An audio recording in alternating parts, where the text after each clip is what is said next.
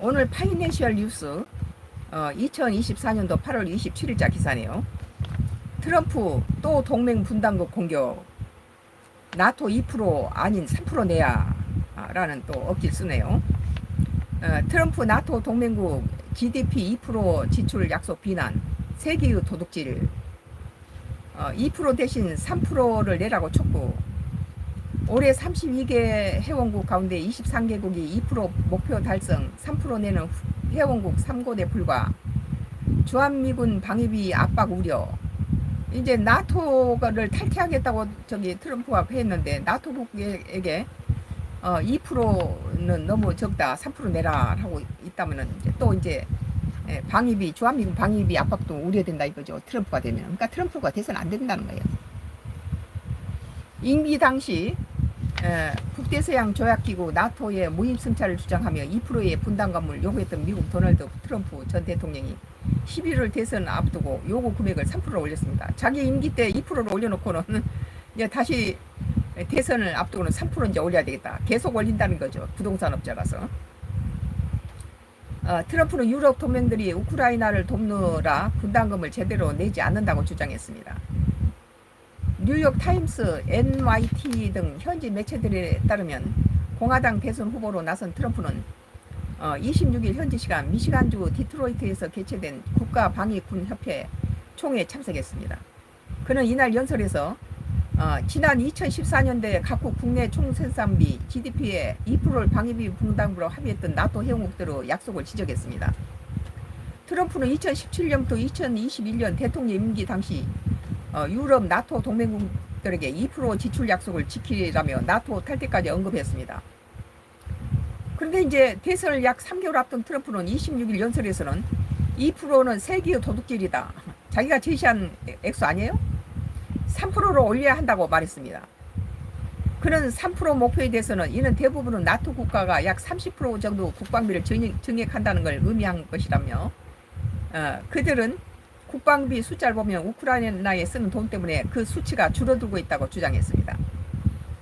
트럼프는 수년간 나토 국가는 모두 GDP의 2%에 훨씬 못 미치는 돈을 군에 지출했으며 이는 미국의 부담을 늘렸다면서 그 차이를 채우고 부족분을 보충하며 위협을 억제하는 것을 도우는 것이라고, 그것은 우리라고 지적했다. 그럼 미국이 나토 회원국 방위에 돈을 내고 있다 믿기지 않는다면 나는 동맹국이 제 몫을 하도록 만들겠다. 그들은 공정한 분담을 지불해야 한다고 밝혔습니다. 우리 한국 주한미군 주둔비 할 때처럼 똑같은 말을 하고 있네요. 그는 유럽은 우리보다 우크라 상황에 훨씬 더 걱정해야 하는데 우리가 1,500억 달러 약 199조 원을 더 지출했다면서 왜 우리가 1,500달러를 더 써야 하느냐, 왜 그들은 미국과 동등하게 하지 않냐라고 물었습니다. 트럼프는 유럽 동맹을 향해 모든 나라를 합치면 그들은 미국과 같은 규모의 경제를 갖고 있다고 말했습니다. 나토 옌스 스톨텐베르크 사무총장은 지난 6월 17일 조 바이든 미국 대통령과 만나서 32개 나토 회원국 가운데 23개 동맹국이 올해 GDP의 2% 이상을 국방에 쓸 것이라고 말했습니다. 그는 이것이 4년 전과 비교해 2배 이상으로 증가한 것으로 유럽 동맹국들과 캐나다가 실제로 나서서 나토 동맹 모두를 보호하기 위해서 공동으로 져야 할 책임에서 자기들의 몫을 분담하고 있음을 보여준다고 강조했습니다. 스톨벤베르그는 유럽 전역과 캐나다에서 우리 나토 동맹들이 올해 방위비 지출을 18% 늘리고 있다. 이것은 지난 수십 년간 최대폭의 증가라고 밝혔습니다. 현재 트럼프 요구대로 GDP 대비 3%가 넘는 분담금을 내는 나토 회원국은 폴란드가 바로 국경지역이죠. 폴란드가 4.3%, 미국이 3.3%, 그리스가 3.1%까지 세 곳에 불과하다. 이건 이제 러시아, 우크라이나하고 러시아 전쟁이 이제 잘못하면 자기들한테 이렇게 번질 가능성이 있으니까 이런 정도를 내겠죠. 트럼프는 지난 4월 30일 보도된 미국 타임즈 인터뷰에서 주한미군과 관련된 한국의 방위비 부담에 대해 나는 한국이 우리를 제대로 대우하기를 원한다고 말했습니다. 미쳤어요, 이 인간은. 뭘 대우를 해요? 혈맹인데 지금 그 영맹으로 갖다가 추락을 시켰어, 미국을. 트럼프는 지금 그 서로 전쟁에서 우리 군대도 미국 전쟁에 나가서 피를 흘려주고 그런데 저기 그 한국이 제대로 미국을 대우해달라는 거죠. 참 이게 말이 되는 소리입니까? 그 주한미군하고 무슨 대우입니까? 우리는 월남전에 미국 싸움에 가서 피 흘리고 많은 젊은이가 죽었고 또 중동 전쟁에도 우리는 군대를 보내고 미국이 우리 저기 그 한반도에 와서 많은 나라들이 피를 흘려서 6.25 때 우리를 도와준 대가로 우리는 그 미국 전쟁에 다 참가해서 했어요. 그런 위태로운 위치에 4만 명의 군인이 있는데 이것은 말이 안 된다. 왜 우리가 다른 사람을 방어하느냐. 우리는 지금 아주 부유한 나라 한국에 대해 말하고 있는 것이라고 주장했습니다. 아주 돈키호테예요.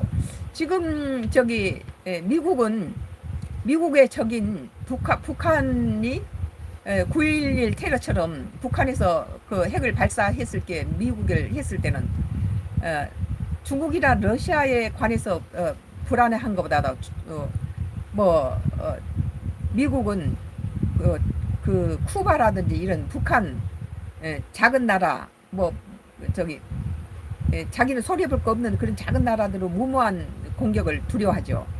그래서 북한과 핵을 지금 무장하고 있는 한반도에 북한과 중국과 러시아가 바로 우리나라를 둘러싸고 있다는 그런 지정학적인 그런 위치에 미군은 한국을 도와준다는 그런 명목상 그래놓고는 바로 이들을 감시하는 거예요.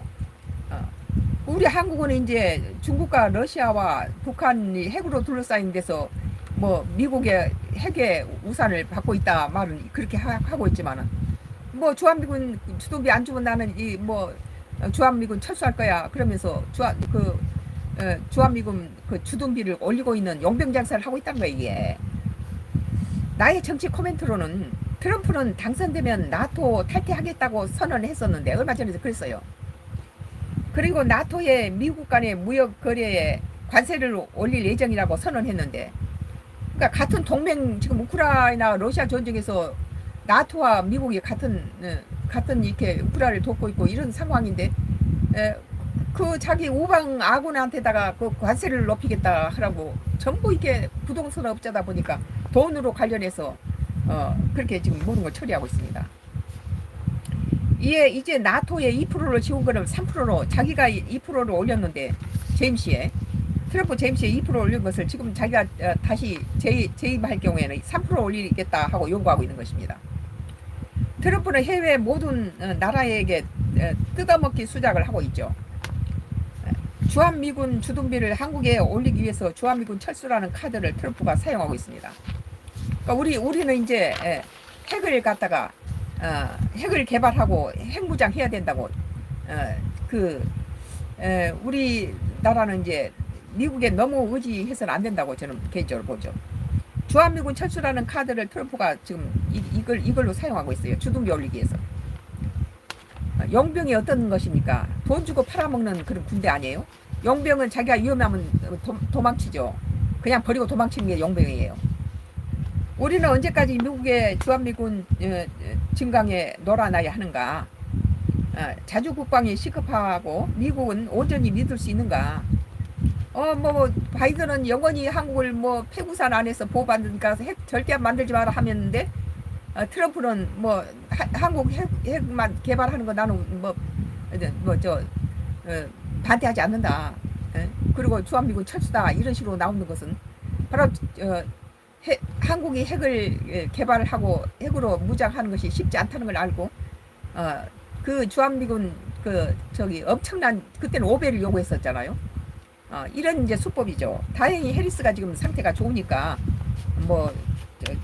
트럼프가 될 가능성이 조금 약간 약해졌지만 그래도 이제 모르죠. 뚜껑 열어봐야 되니까. 그래서 미국을 온전히 믿을 수 있는가에 대해서 회의감을 갖게 됩니다. 우리 한국 입장에서 본다면. 참 오늘 그 파이낸셜 뉴스 2024년도 8월 27일자 기사 트럼프 또 동맹 분담국 공격 나토 2% 아닌 3%로 내야 라고 지금 주장하고 있는 데 대해서 나의 정치 코멘트를 했습니다. 많이 와주셔서 감사합니다. 내일 또 정치 코멘트로 다시 뵙겠습니다.